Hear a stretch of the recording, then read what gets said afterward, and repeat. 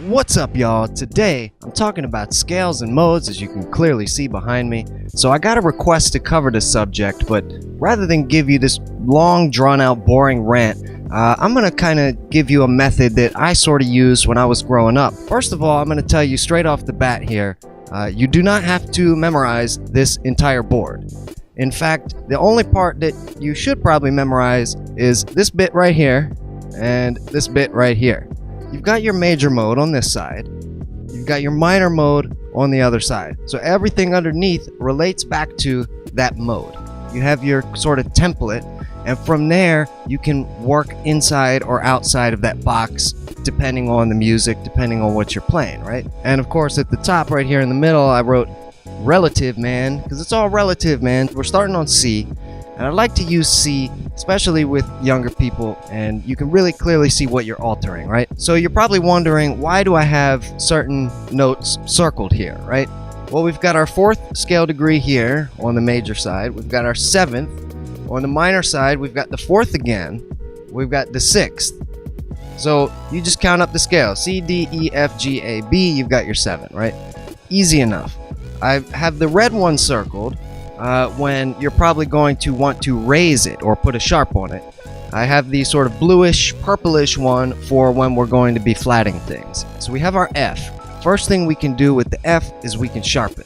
That's going to drastically affect the sound that scale has, because you've taken an F sharp now, which has a very dissonant, kind of weird relationship to the C, the root.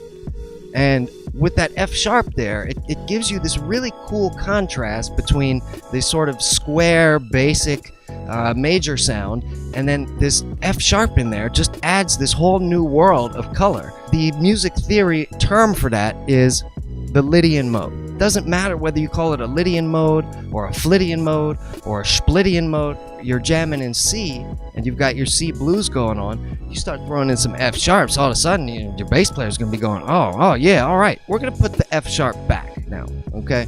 Put that back, leave it where it is. Now we're back to C, D, E, F. We're going to now affect this B here. And so I've got this in blue, so that means we're going to actually flat this one. So we're going to lower it down a little bit. What does that do? That kind of darkens your sound a little bit now, because we've flatted it. We've made it a little bit closer to this A here. And so you take the same C blues jam, you put your B flat on top. Now it's a little bit more interesting than a regular old major scale. You have your Lydian mode working out for you. You switch in that flat there. You've got mixolydian. Okay, because we're mixing it up, right? As you go along, you can, of course, flat and sharp all of these different notes here and experiment and see what you like. So we've got our Lydian, we've got our mixolydian. I'm going to save this for a little bit later. Let's go over to the minor side of the board. We've got our minor mode now. If you notice, there's a lot of tones in common with the C major scale here, the C minor scale. We still got C on the bottom. We still got D is our 2. Take that E, that 3rd, we're going to flat it down. We're going to darken it up a little bit. We still got our F. We still got our F. G, G, the 5th has remained the same, right? Now when we get to the 6th here, you'll notice that the A has been flatted from the major scale. So again, flat it, it's going to darken your scale. It's going to bring you into that different mode, into that Aeolian mode. Same goes for the B flat. We've taken our 3rd, our 6th, and our 7th. We've flattened them all. Now we're in our minor scale. And this is parallel minor now. We can take that F, we can sharp it. Or we could leave the F and add an F sharp. So we're using both of them now. That gives us the infamous blues scale. And that's, in my opinion, probably the most useful scale, because when you're improvising, you want to sound soulful. You want to sound like you really know what you're doing.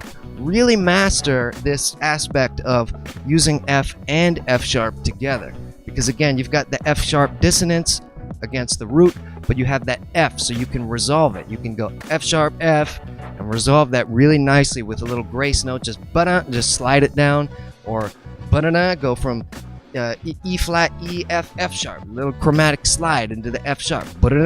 We've got our F. We can sharp it. We can do what we need to do with that. Let's go over to the 6th scale degree now. And again, in a minor mode, the 6th is already flat. So what can we do to change it to make it cool?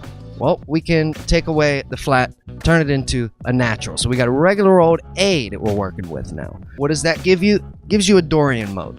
It sort of gives it this kind of cool medieval kind of type sound that's going on. That's kind of basically how I think of scales and modes. And again, this is not all the modes here. This is not every single one. It's not Phrygian, it's not Locrian, it's none of that.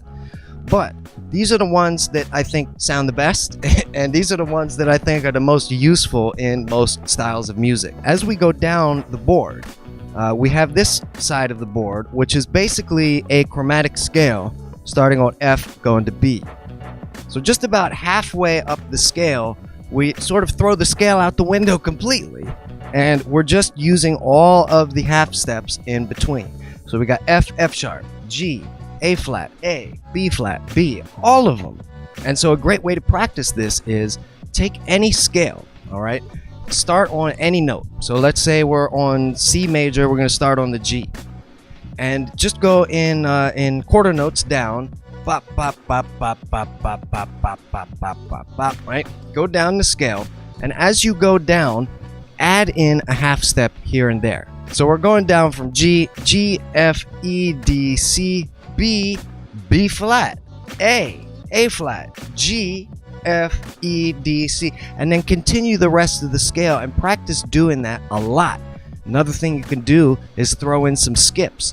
Let's turn it into a pentatonic scale. Let's turn it into C, D, E, G, A, okay?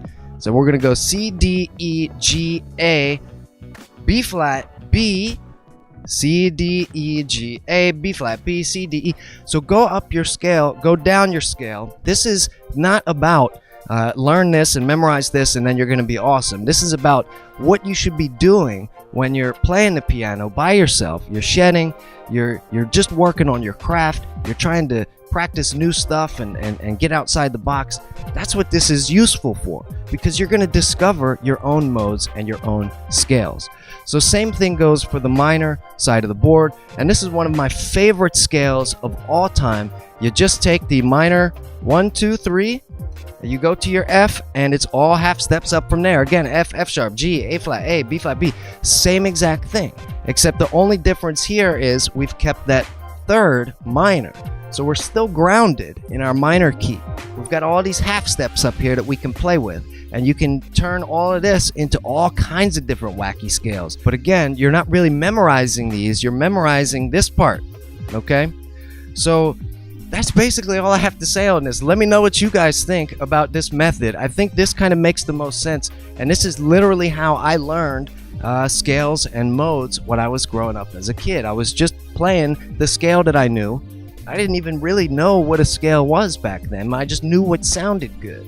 And so if you can get to that point when you're practicing to where you're just focusing on what do you want to hear and how do you translate that sound from your brain into your hands, this is going to be a way that you can do that. But let me know what you guys think.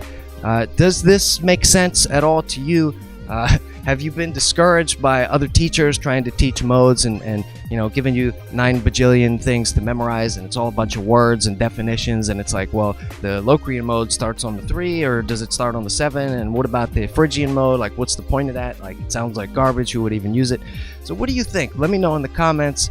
Like I say up in the middle here, it's all relative, man. So my question of the day for you is, what is the relative minor of this scale? What is the relative major of this scale? And I would challenge everybody out there, once you figure it out, to put the same exact notes, put the same exact half steps into that scale with whatever that relative note is. Put that in the bass instead of your C. Put that in the bass instead of your C over here. Put that relative major in. Put that relative minor in the bass and experiment with these same scale patterns and see what you think. But leave me a comment down below if you already know it. Like I said, I was going to start throwing in a little bit more challenging questions as we go throughout the week here. I always appreciate the suggestions and the requests to talk about topics. So definitely, if you have any other questions about music theory or anything like that, I don't know why you would. You should be with your buddies, jamming and playing and writing songs. That's how you get the money.